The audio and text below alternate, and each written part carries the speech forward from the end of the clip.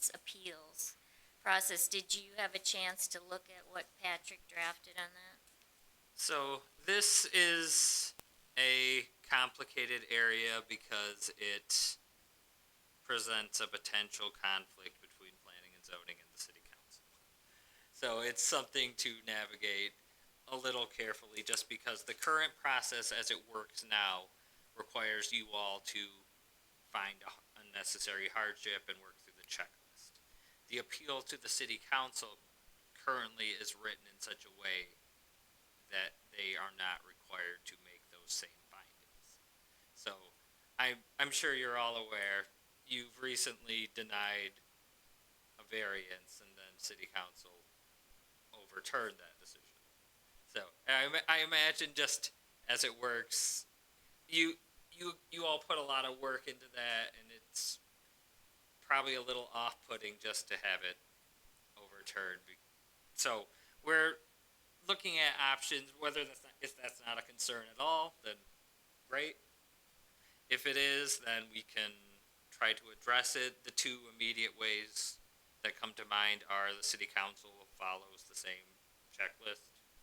That way it's a true appeal where they consider exactly what you considered. The other option is state law does not require appeals from the Board of Adjustment to go to a city council. Appeals from the Board of Adjustment by state law could directly go to court as an appeal. So the options are the city council follows the checklist or get cut out entirely. I think an appeal needs to be available because city council is elected and this is an appointed board. However, as you all know, because I talked to all of you, I was furious about that change. I wasn't at the meeting, not thinking that we were going to have any problem with it at all, and I have been talking to my fellow council members about that decision. So I think that we as council members need to follow the same rules that you guys have to do. It's a hard thing. It's a really hard thing. I think I agree that I don't feel personally like I'd want to see that local appeal going to the council as going away. And I also don't. There's a reason that it exists, so a different decision is something that's real. It's just yes, I'd like to have maybe something more in place that would just keep the reasoning and the requirements and the details that we went through more front and center, so that just doesn't get tossed aside as easily. It's ultimately the council's decision, I guess, like it is ours. But yeah, so I do like the attempt to maybe keep all that reasoning kind of front and center in those situations. If somebody appeals to the city council, do they have to pay for that? They do not. They do not. So realistically, if you ever said no, why wouldn't someone just appeal? It doesn't cost them anything other than time, realistically. But if we take the city council out of it altogether and then they go to court, that's going to cost them money. Correct. That is probably far more expensive than even if we charged for an appeal. Going to court would be far more expensive. So this all came about, I think, as I recall, years and years ago.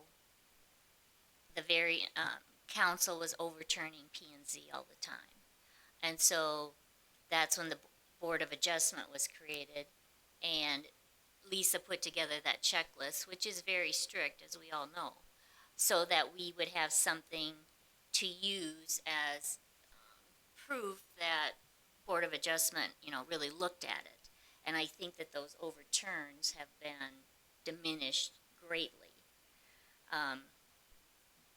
But the challenge is, as you know, the room fills up, and sometimes the backbone is just not quite as strong as your guys' is. You guys are really, you just stick to your guns, and I really appreciate that. So I don't want to get to the point where they're overturning you a lot. I don't think they have a lot, but we've had a couple of them. So don't our rules say that if somebody appeals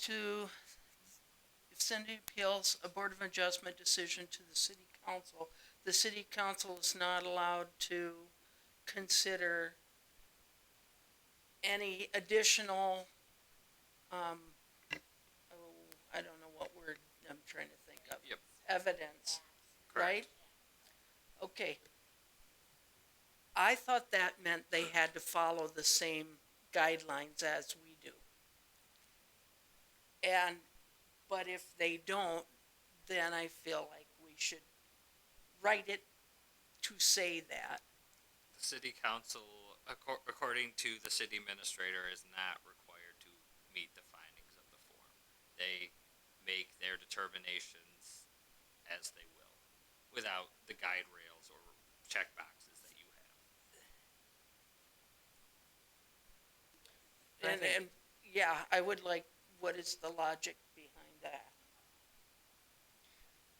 Well, I think one of the biggest challenges I see is that we see so many more variances than they see. So they don't, when they overturn something, they might think that that's a one-off situation where we know that that's not. There's for every one that they see, we see 10, and for every one that we see, there's 100 more out there. So there's just a lot of opportunity. So if they overturn it without really seeing how that impact could go through is my concern, I guess. I also mentioned that it might be interesting if any council members would show up at these meetings to see what you guys go through. So, And they're all available online to be Yes. watched at your leisure. So here's my thoughts. I agree with what you said, Barb. I think we should keep an appeal process in front of elected people and not appointed people. But I do think that their decision should be based on the same set of criteria as ours. And mostly because when a variance is granted, that basically gives free rein to anybody in the future.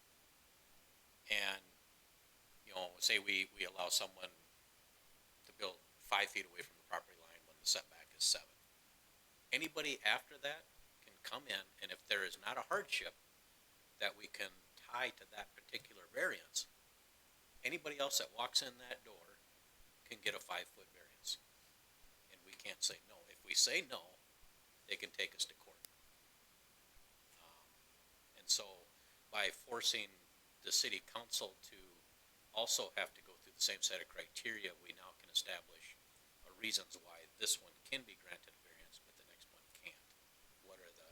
What's the hardship on this particular property, rather than just saying, yep, you can have a bigger sign, or yes, you can build in the setback. So, Yeah, the council has to be, of course, would be free to interpret those things differently, but if they're operating on the same set of facts and with the same perspective, or at least that would be helpful, because, the thing that keeps a variance where we've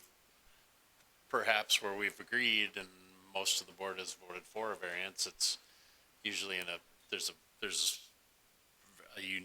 very unique situation there that doesn't open up, because if it's very general, it basically changes the zoning code. now I don't know, okay, so Patrick, so this is an ordinance change.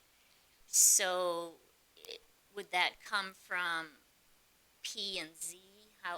What would be the process? Because I don't know how council's gonna react to it. I don't either, but so this would be a proposal that planning and zoning would hold a public hearing on, make a recommendation to the city council, and the city council, like all other ordinances, would have to make a decision whether that is something they want or not.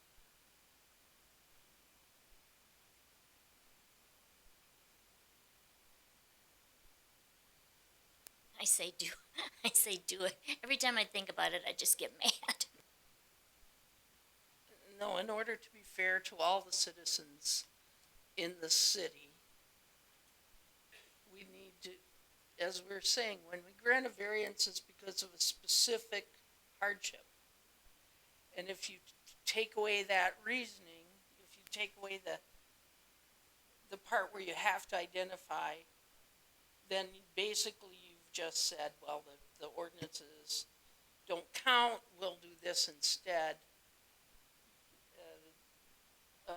I'm sure the city council people are bright enough and well-educated enough to know that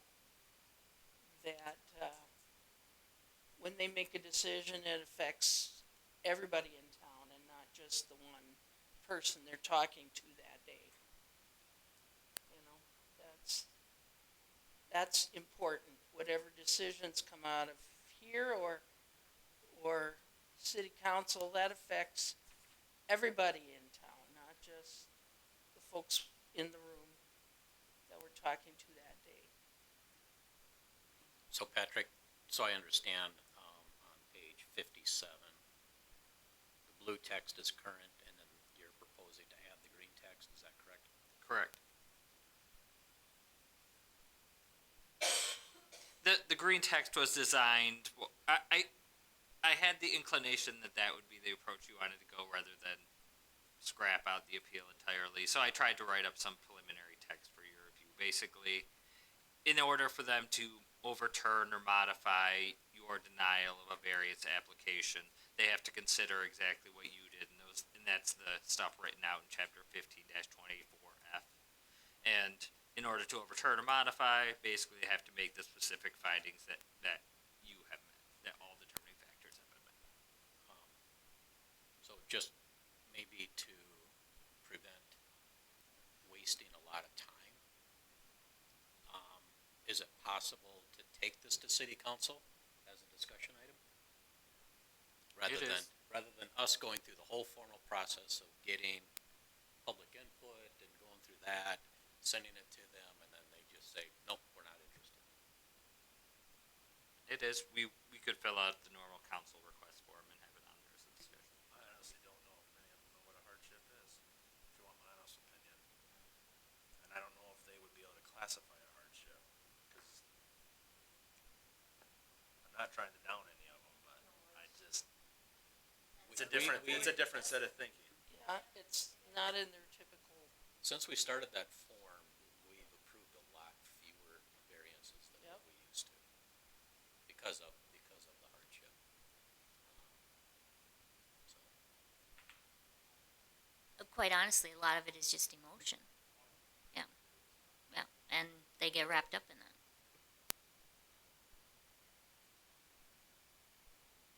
Well, yeah, we could put it on as a discussion item and see where the temperature is, I guess. I don't know.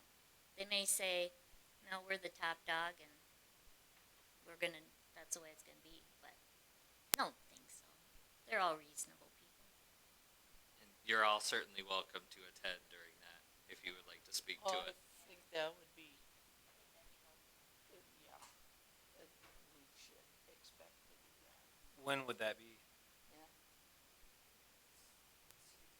Once this calendar works properly, the next city council meeting is the 17th at 6 o'clock. So then we would be looking at December 1st.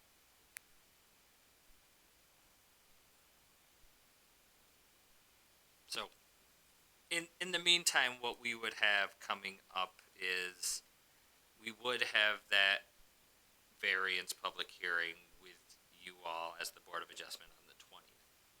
So depending on how that goes, it's possible you could have an appeal heard maybe on the 1st, depending on how it, with the city council at that same meeting, potentially if they would appeal.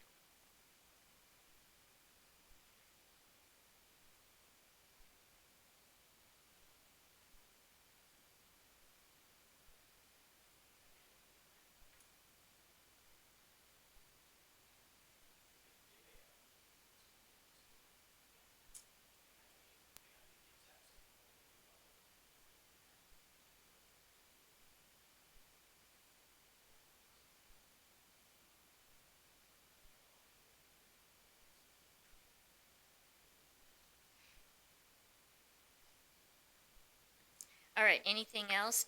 Building permits, how's it going, Paul? And I think that that sounds like a motion for adjournment from So somebody. moved. Bassett, second. All in favor? Thank you. It is 8:18 p.m.